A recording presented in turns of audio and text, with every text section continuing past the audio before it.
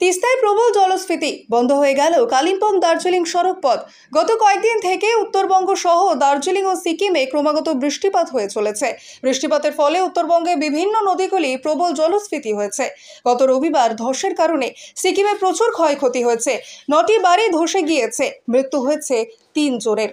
গতকাল সারাদিন ধরে উত্তর সিকিমে ভারী বৃষ্টিপাত এবং গতকাল রাতেও সিকিম সহ দার্জিলিং পাহাড়ের বিভিন্ন অংশে ভারী বৃষ্টিপাতের জন্য তিস্তায় প্রবল জলস্ফীতি হয়েছে।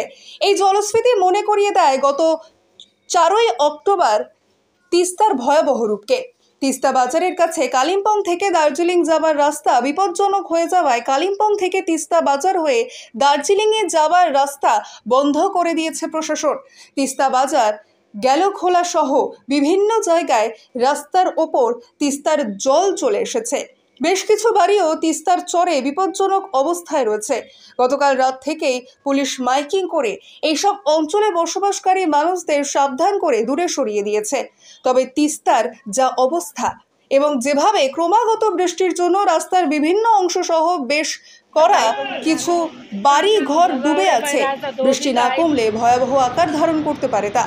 স্থানীয় পুলিশ প্রশাসন, সিভিল ডিফেন্স এবং এনডিআরএফ এর দল যে কোনো দুর্যোগ মোকাবিলার জন্য প্রস্তুত আছে।